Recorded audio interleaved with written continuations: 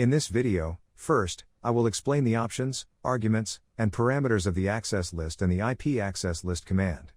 Later, I will show you how to create, edit, implement and verify all types of access lists.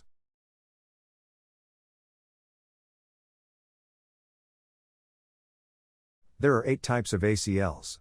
These types are standard numbered, standard named, standard numbered with the sequence editing feature, standard named with the sequence editing feature, extended numbered, extended named, extended numbered with the sequence editing feature, and extended named with the sequence editing feature.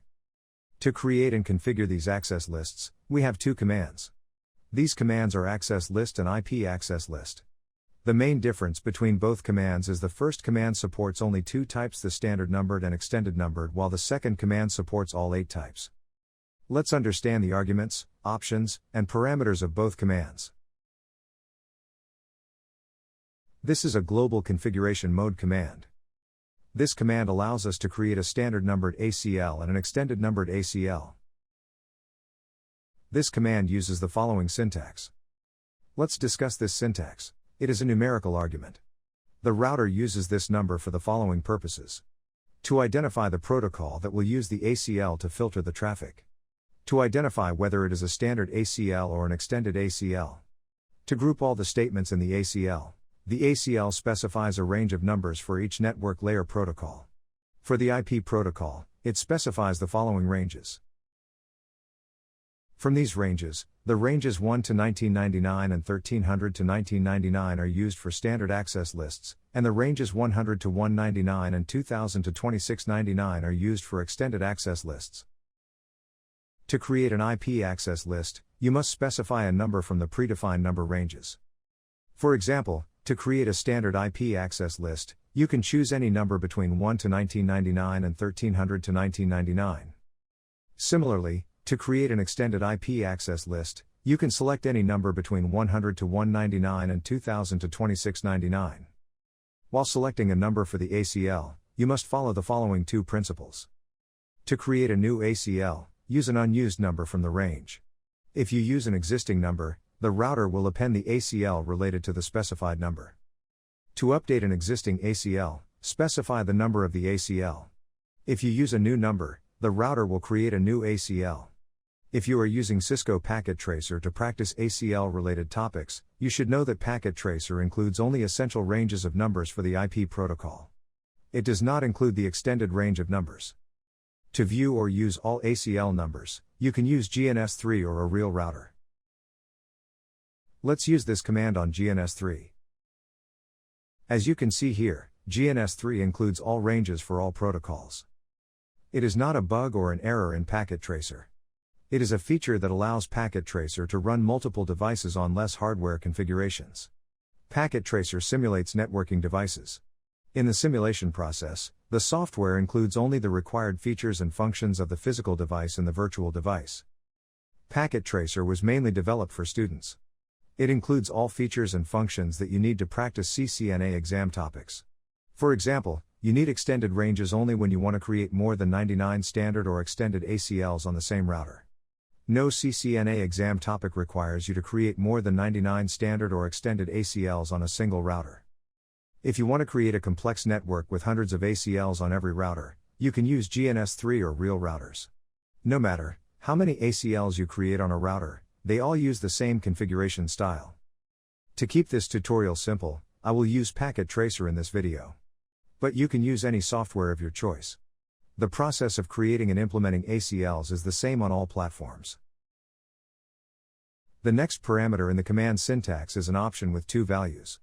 If you use the permit option, the router will allow the packet that matches the condition defined next to it.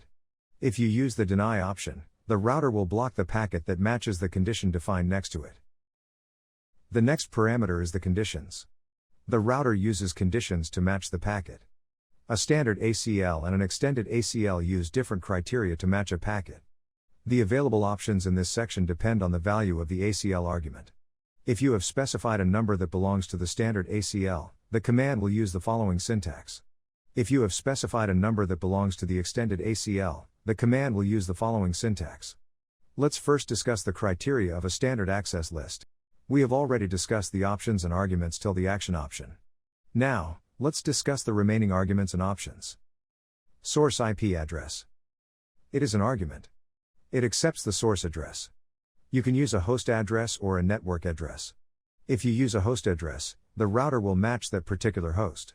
Or if you use a network address, the router will match all hosts of the specified network. Wildcard mask. It is also an argument. It allows us to define the type of the source address. You can define a particular IP address or a range of IP addresses. It is the most complex and confusing option of the access list command. Let's understand this option in detail. Wildcard masks are used to define criteria in ACL statements. Wildcard masks allow an administrator to define a single IP address or a range of IP addresses. Without wildcard masks, you have to create an entry for each IP address. With wildcard masks, you can create a range of IP addresses that need the same actions. Let's take an example. A subnet includes 75 IP addresses. From these IP addresses, you want to block 50 IP addresses. Without wildcard masks, you have to create 50 entries to block these IP addresses. With wildcard masks, you can create a range that includes these IP addresses. Later, you can use this range to define criteria in the entry. This way, you can block or allow a range of IP addresses with a single entry. Both wildcard masks and subnet masks are used with IP addresses. They look similar, but they are different, and are used for completely different purposes. A subnet mask is used to separate the network address from the host address in an IP address. A wildcard mask is used to define the part of the IP address that you want to match in the ACL statement. Both the wildcard mask and the subnet mask have a length of 32 bits. A bit has two states, on and off. In binary, the on state is written as 1, and the off state is written as 0. In the subnet mask, an on bit represents the network bit while the off bit represents the host bit. In the wildcard mask, an on bit represents the bit you want to match while the off bit represents the bit you want to ignore.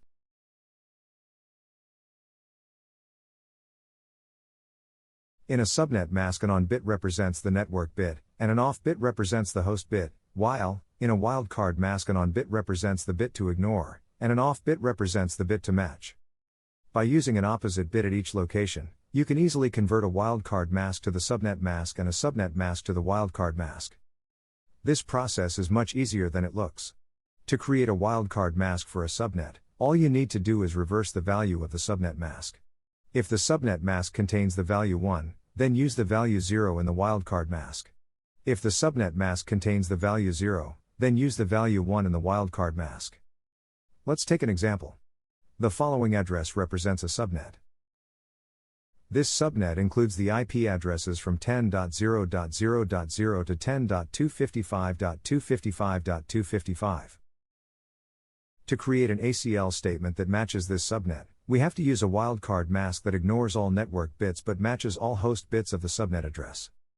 To ignore all network bits in the wildcard mask, we have to use the value 1 at the place of each network bit, while, to match all host bits, we have to use the value 0 at the place of each host bit. Let's take some more examples. In this subnet mask, we have all ones in the first byte. So we will put all zeros in the first byte of the wildcard mask.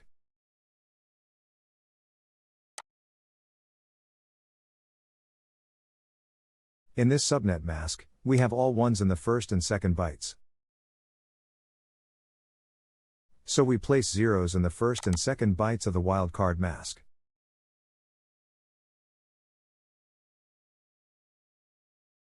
Same way, in this subnet mask, we have ones at the first 24 places.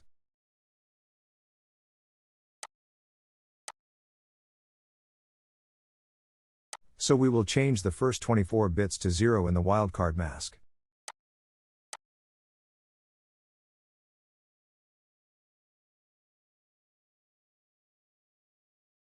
If you have subnet masks in decimal and want to create wildcard masks for them, you do not need to convert them into binary. Creating wildcard masks in decimal is also easy. To create a wildcard mask for a given subnet mask, subtract the value of each byte from 255. Let's take an example. Suppose you want to create a wildcard mask for the subnet mask 255.255.0.0. If we subtract each byte of this subnet mask from 255, we will get the wildcard mask for this subnet mask. Let's take some more examples. In the first example, if we subtract 255 from 255, we get 0. Therefore, we will put 0 in the first byte. If we subtract 240 from 255, we get 15. Hence, we will write 15 here. For the third and fourth bytes, if we subtract 0 from 255, we get 255. Therefore, we will write 255 in the third and fourth bytes of the wildcard mask. In the second example, 255 minus 255 equal to 0. So, we will write 0 here. And here. In the third byte of the subnet mask, we have the value 16. If we subtract 16 from 255, we get 239. Therefore, we will write 239 in the third byte of the wildcard mask. 255 minus 0 equals 255. So, we will write 255 in the fourth byte. In the third example, if we subtract 255 from 255, we get 0. Therefore, we will write 0 in the first, second, and third bytes. In the fourth byte of the subnet mask, we have the value 128. If we subtract 128 from 255, we get 127. So, we will write 127 in the fourth byte of the wildcard mask.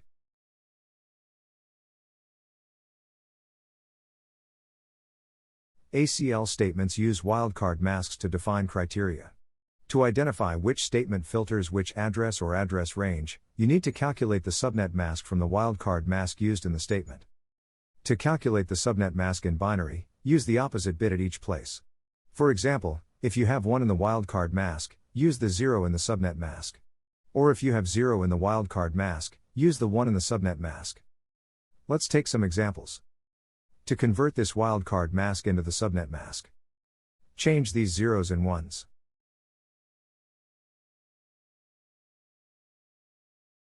And these 1s and 0s.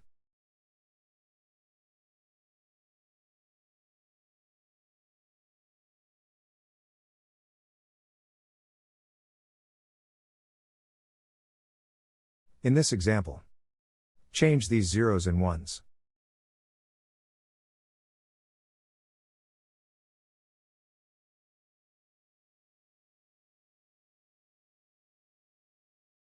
And these 1s and 0s.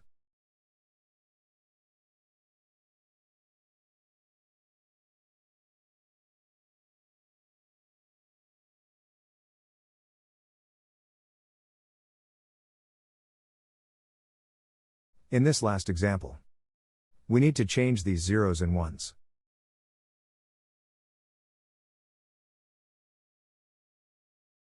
And these 0s and 1s.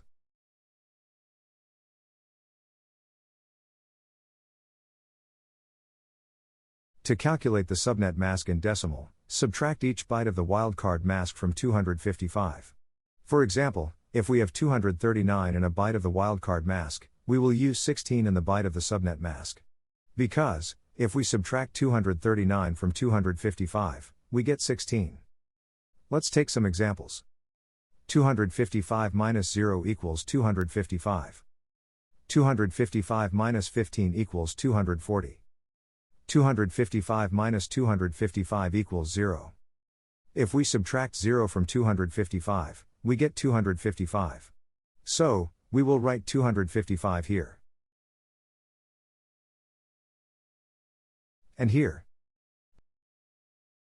255 minus 239 equals 16.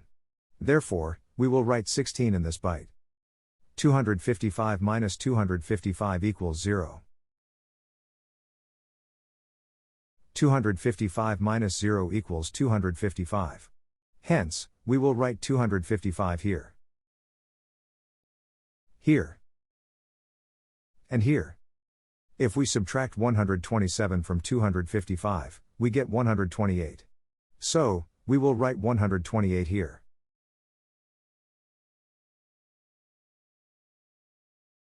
There are two special wildcard masks, 0.0.0.0 and 255.255.255.255.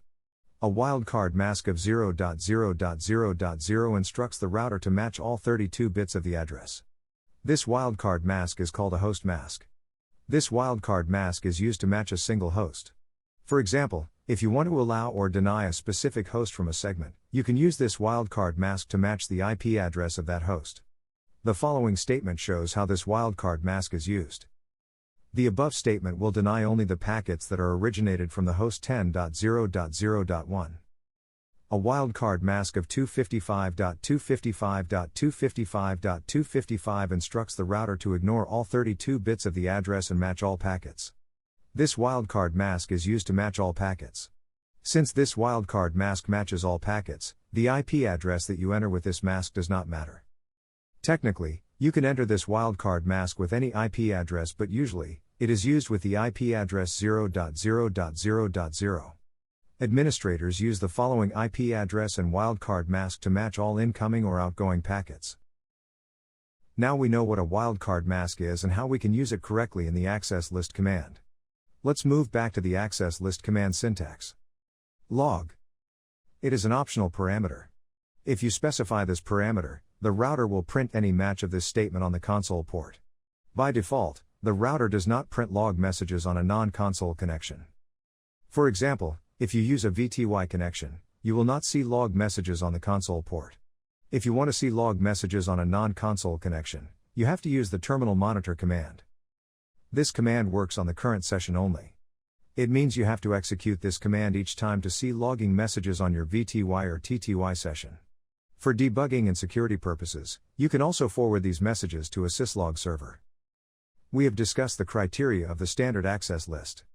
Now let's understand the criteria of the extended access list. Unlike a standard ACL that supports only the source address, an extended ACL supports many options in the condition field. An extended ACL allows you to filter traffic based on supported IP protocols. The options available after this argument depend on the protocol you select. For example, if you select the IP protocol, you will see the options for the IP protocol. Or if you select the TCP protocol, you will see the options for the TCP protocol.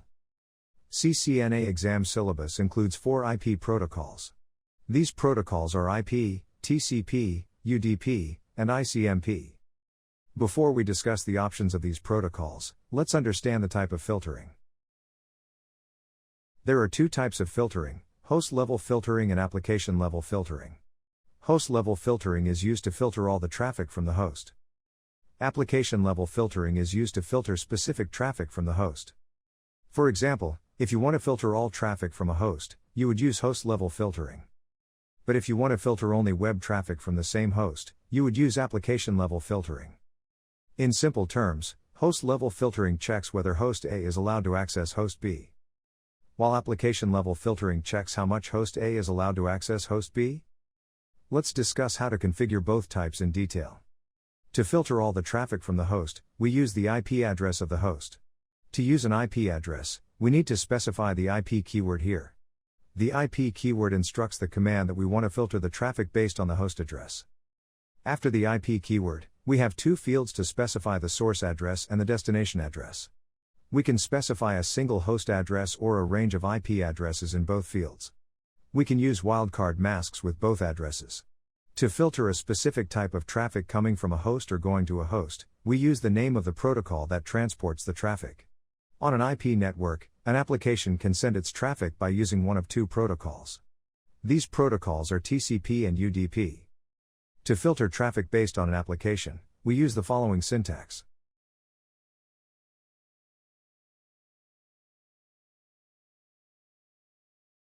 Both protocols can simultaneously transport data of many applications. Both protocols use a unique number for each application to keep its data separate from other applications. These numbers are known as port numbers. Both protocols use different port numbers for applications. For CCNA exam, you should know the following port numbers. The established keyword allows traffic to pass through only if it is generated from inside. It is used only with TCP packets. With this keyword, we can control the direction of the data flow. If we use this keyword, the ACL will allow only those TCP packets which have the established flag bits set in their header. The log keyword instructs the router to log a message every time an ACL entry is hit. As I mentioned earlier, for the CCNA exam, you should know how to filter traffic of 4 protocols. These protocols are IP, TCP, UDP, and ICMP. We have already discussed IP, TCP, and UDP. We use the IP protocol to filter host-level traffic. We use TCP and UDP protocols to filter application-level traffic. Now let's understand the Icmp protocol. Sending a packet is not a guarantee of the packet being delivered. Sometimes packets get lost on the way to the destination. In such a case, the nearest device sends the error message back to the sender. From the message, the sender can know about the undelivered packets and their possible reasons. Networking devices use the Icmp protocol to send error messages. An adversary may use the Icmp protocol to reveal information about the network. Extended access lists allow us to control what error messages devices can send. To filter Icmp error messages, the command uses the following syntax. If we do not specify a particular message type, ACL will match all message types. The following table lists some of the most common Icmp messages.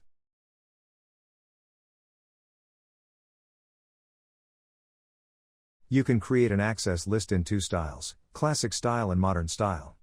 The classic style does not support the editing feature. The modern style supports the editing feature. If you use the classic style to create an ACL, you will be able to append it, but you will not be able to modify it. If you use the modern style to create an access list, you will be able to append, edit, and modify it.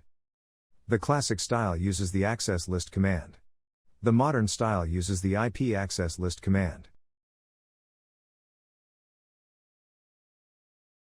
Just like the access list command, the IP access list command is also a global configuration mode command. It uses the following syntax. This option specifies the type of ACL. To create a standard ACL, select the standard option. To create an extended ACL, use the extended option. To create a standard access list, use the following syntax. To create an extended access list, use the following syntax. The next parameter specifies the number or the name of the ACL. The router uses this number or name to group all statements. Instead of using a number, you should use a name here. A clear and descriptive name makes ACL management easier. For example, suppose you find an ACL 126. The number 126 does not tell anything about the ACL. But if you find an ACL with a name like block sales, you can easily guess the purpose of the ACL. Let's take some examples of this command. To create a standard ACL with the number 34, we will use the following command. The following command creates a standard ACL with the name block production. The following command creates an extended ACL with the number 136. To create an extended ACL with the name allow HTTP traffic, we will use the following command. When you hit the enter key after specifying the name or the number, the command prompt changes, and you enter ACL configuration mode. The command prompt depends on the value of the standard or extended option. If you have selected the standard option, you will get the following command prompt. If you have selected the extended option, you will get the following command prompt. In ACL configuration mode, you create and manage statements. The options available to create statements depend on the type of ACL. If you have selected the standard ACL, the following options will be available.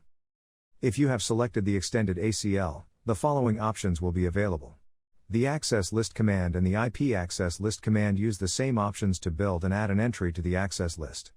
We have already discussed these options in detail.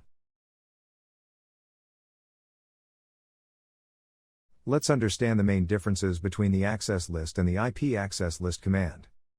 Both commands use different configuration styles. The access list command uses a flat configuration style. It uses a single syntax to create and manage an ACL and the ACL's entries. It can create only numbered ACLs. You can only append numbered ACLs. You cannot use it to edit ACLs. The IP access list command uses a hierarchical configuration style. It uses different syntaxes to create and manage an ACL and the ACL's entries. It creates and manages ACLs in global configuration mode. To manage ACL entries, It uses sub-configuration mode. You can use it to create and edit both the numbered and named ACLs.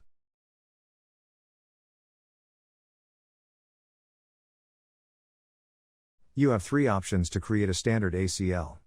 You can use the access list command to create a numbered standard access list. Or you can use the IP access list command to create a numbered or a named standard access list.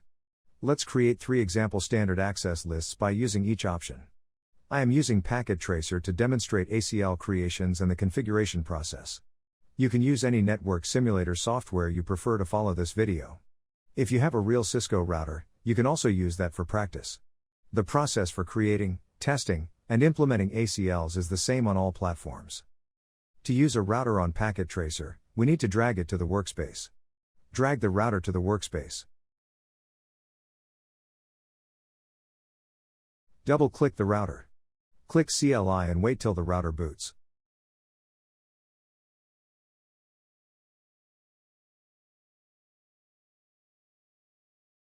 When the router starts, it checks the startup configuration. If it does not find the startup configuration, it starts the initial setup wizard. The setup wizard allows you to configure some essential settings. We don't need to run this wizard. To create a standard access list, we need to enter global configuration mode.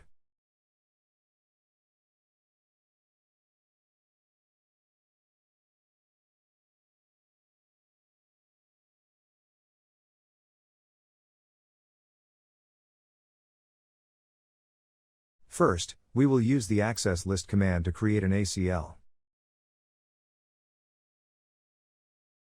The access list command needs the ACL number as the first argument.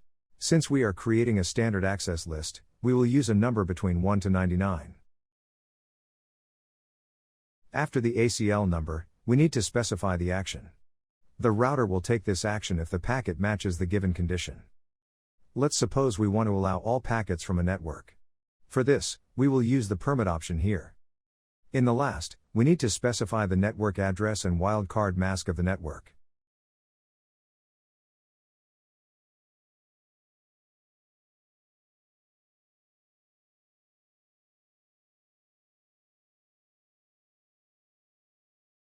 When we hit the Enter key, the router checks the running configuration. If it finds an existing ACL having the number 10, it will add this entry to the existing ACL at the bottom. If it does not find an existing ACL 10, it creates a new ACL, sets its identification number to 10, and adds the entry to it. We have 2 commands to view access lists: the show access lists and the show IP access lists. The show access lists command displays all access lists from all protocols. The show IP access list command displays all access lists only from the IP protocol. By default, both commands show all ACLs. If you want to view only a specific ACL, you can specify the name or number of the ACL as the argument to the command.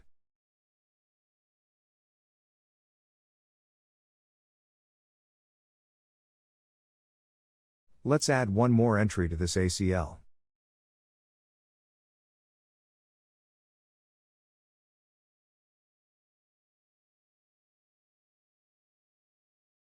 Since we are adding a new entry to an existing ACL, we will use the number of the ACL which we want to update.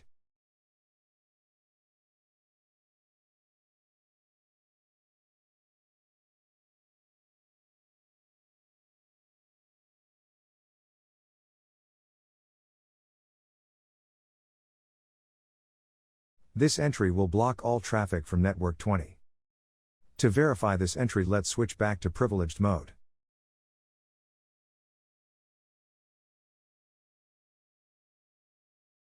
The access list command places the new entry at the bottom of the ACL.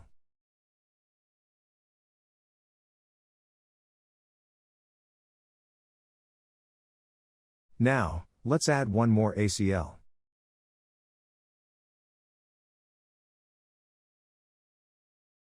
This time, we will use the IP access list command. Unlike the access list command that automatically detects the ACL type from the ACL number, the access list command needs you to manually specify the type of the ACL as the first argument.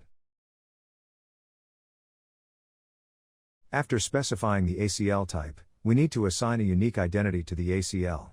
To create a new numbered ACL, we need to use a number from the predefined range. For example, to create a standard numbered ACL, we need to use a number between 1 to 99. Unlike the access list command, the IP access list command does not use the same syntax to add entries. When you hit the Enter key, the command enters sub-configuration mode. In sub-configuration mode, you can add ACL entries. Let's add 2 ACL entries. This entry allows all hosts of network 30.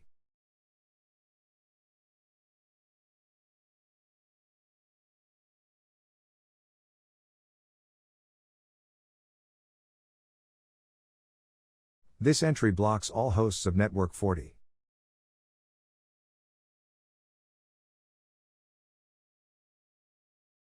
To verify this ACL, we can use the show access lists or show IP access lists commands in privileged mode.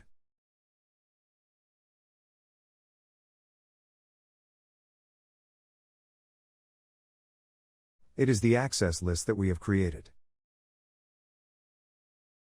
We can also specify the ACL number to view only this ACL.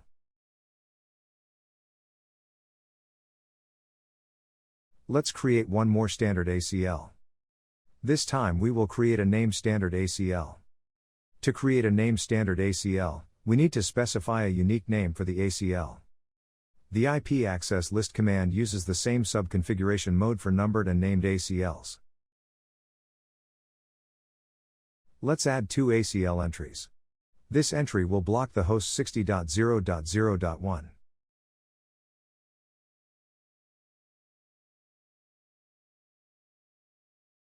This entry will allow all hosts of the network 60. On a real router or GNS3, you do not need to go to privileged mode each time to run the show commands. You can run them from any mode with the do command.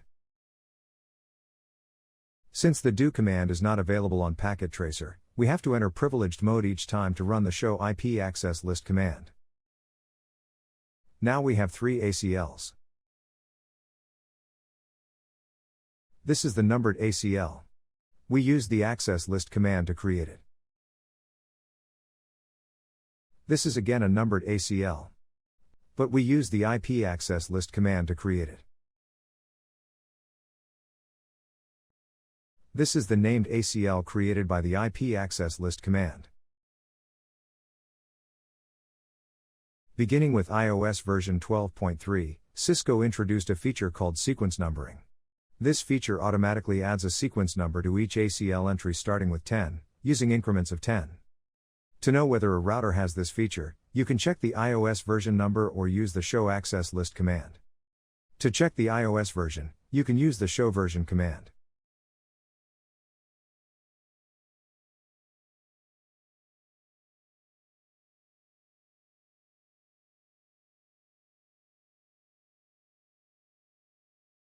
For example, the version of this iOS is 15.5. It will automatically add a sequence number to each ACL entry. To check ACL entries, you can use the show access lists command. If you see sequence numbers before entries of an ACL, you can edit the ACL.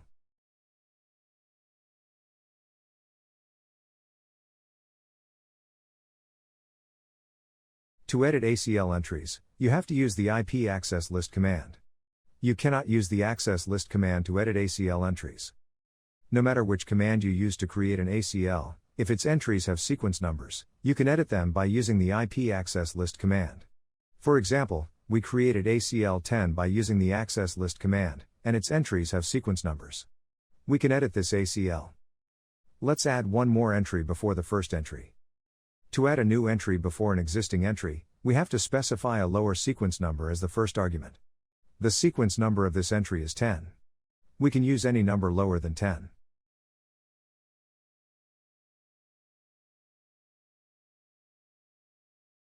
Since we are using a lower sequence number, the router will place this entry before the first entry.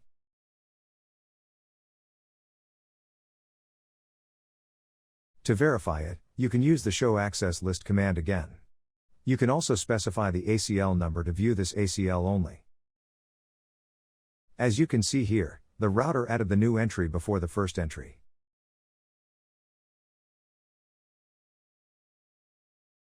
An ACL does nothing until we apply it to an interface. To apply an ACL to the interface, we need to enter interface configuration mode. For example, if we want to apply ACL 20 to the Gigabit Ethernet 0/0/0 interface, we need to enter the interface configuration mode of it. No matter whether you use the access list or IP access list command to create an ACL, the command to apply the ACL is the same. To apply an ACL, we use the IP access group command. We need to specify the ACL number or name and the direction in which we want to apply the ACL. For example, to use this ACL to filter incoming traffic, we will use the in option here.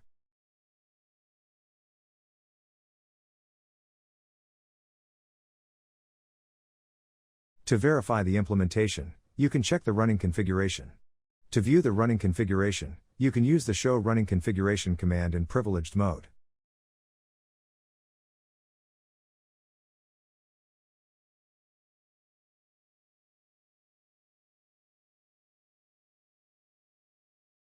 As you can see here, the router has applied ACL 20 to the gigabit interface in the inward direction.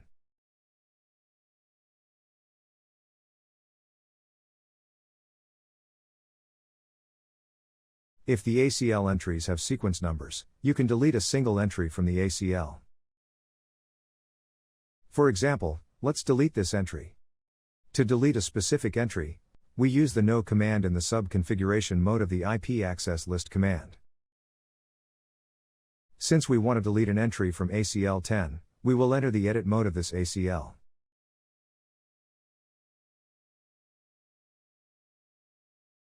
We need to use the sequence number of the entry here. The sequence number of the entry that we want to delete is 10. So we will use number 10 here. To verify that the entry has been removed, we can use the show access lists command again.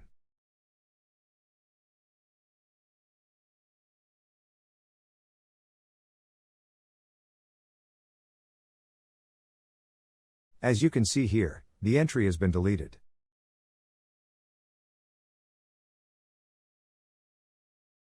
To delete an ACL, we use the no command in global configuration mode. Let's delete the ACL block sales.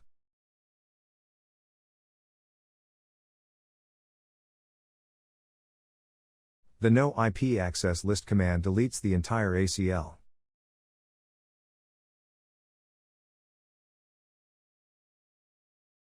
You should use this command only when you want to delete the entire ACL.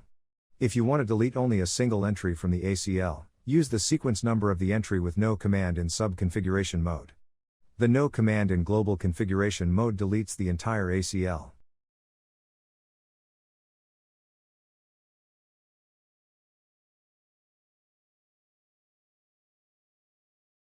To verify it, you can use the show access lists command again. As you can see here, ACL block sales has been deleted.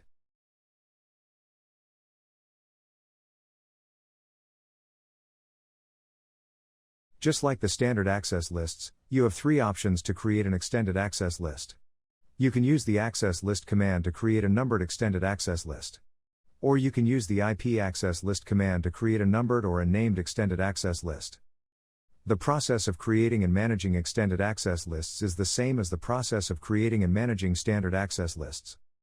Let's create a numbered extended access list using the access list command.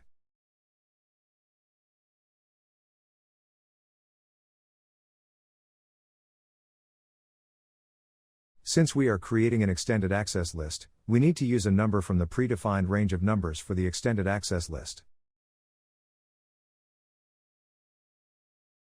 Next, we need to specify the action.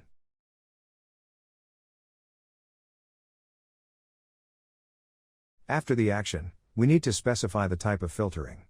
If we want to filter all IP traffic, we will use the IP keyword here. Or if we want to filter the traffic of a specific application, we will use the protocol of the application. Unlike a standard access list that uses only the source address to filter the traffic, an extended access list supports both the source and destination addresses.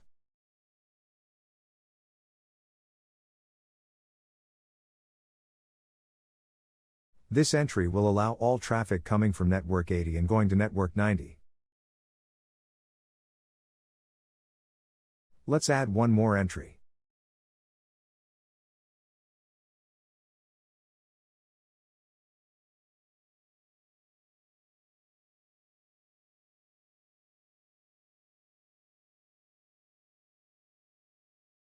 This entry will block all traffic coming from network 81 and going to network 91.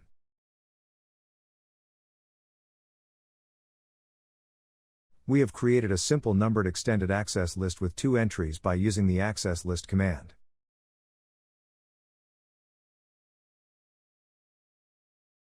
Now, let's create one more numbered extended ACL using the IP access list command. As mentioned earlier, the IP access list command does not detect the ACL type automatically. We need to specify the type manually. Specify the type as extended. To create a numbered extended access list, we use the number here. To create a named extended access list, we use the name here. Let's create a numbered extended access list first. As we know, the IP access list command usages the sub-configuration mode to add entries. When we hit the Enter key, the command places us in sub-configuration mode. In sub-configuration mode, we can add new entries to the ACL and manage existing entries.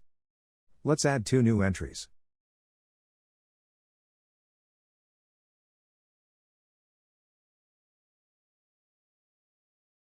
This entry will block all traffic coming from network 100 and going to network 110.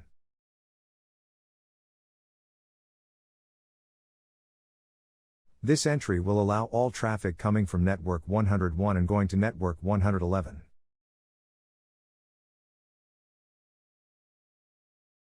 Now, let's create a named extended access list.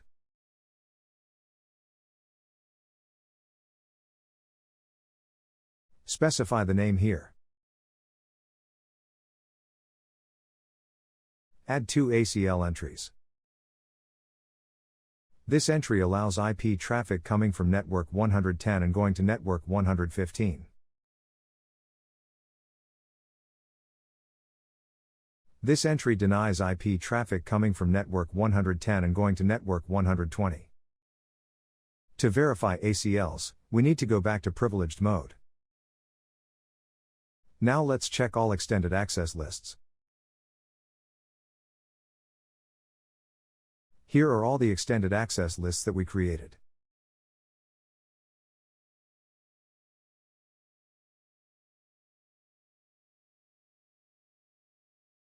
We can apply an extended ACL to an interface from its interface configuration mode.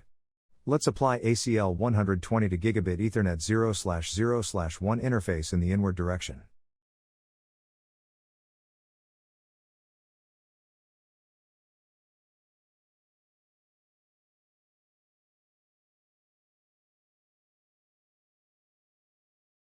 Now the router will use this ACL to filter all incoming traffic.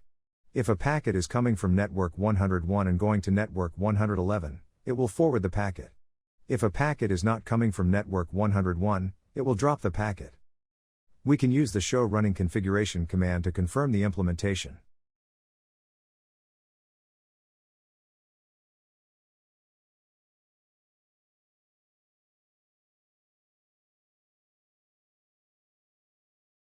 As you can see, router has applied this ACL to the interface.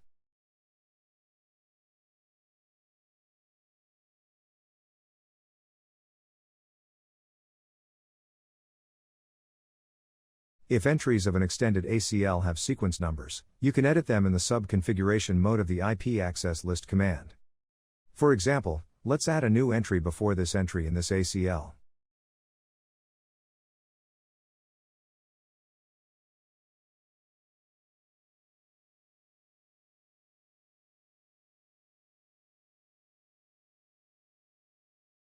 To add a new entry before an existing entry, we need to use a lower sequence number for it than the existing entry has.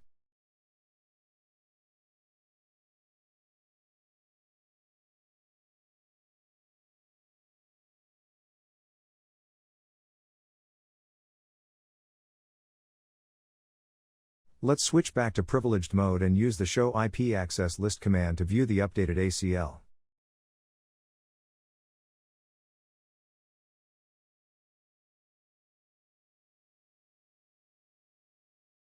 As you can see here, the router placed the new entry before the existing entry.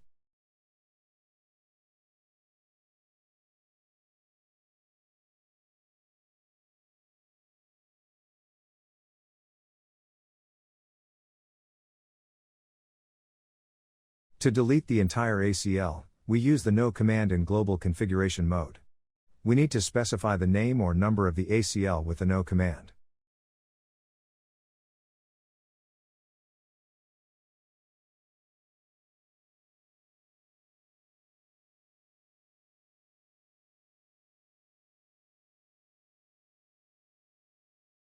Let's delete this ACL. This command deletes the entire ACL. To verify that the ACL has gone, we can use the show IP access list command again.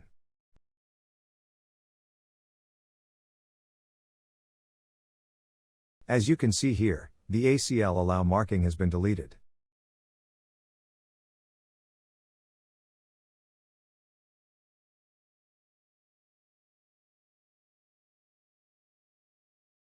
To delete a single ACL entry from the ACL, we use the no command in the sub-configuration mode of the IP access list command.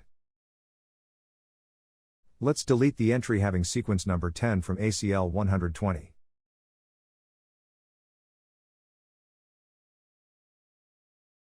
In the sub-configuration mode of the IP access list command, you don't need to type the entire entry with the no command. You only need to type the sequence number of the entry that you want to delete.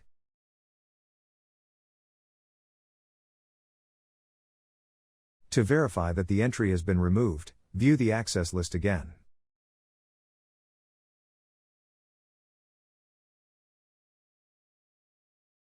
As you can see here, the entry has been deleted. That's all for this video. In this video, we learned about the options, arguments, and parameters of the access list and the IP access list command. We also learned how to use these commands to create, edit, implement and verify all types of access lists. If you have any comments, suggestions, or feedback about this video, please share them in the comment section given below.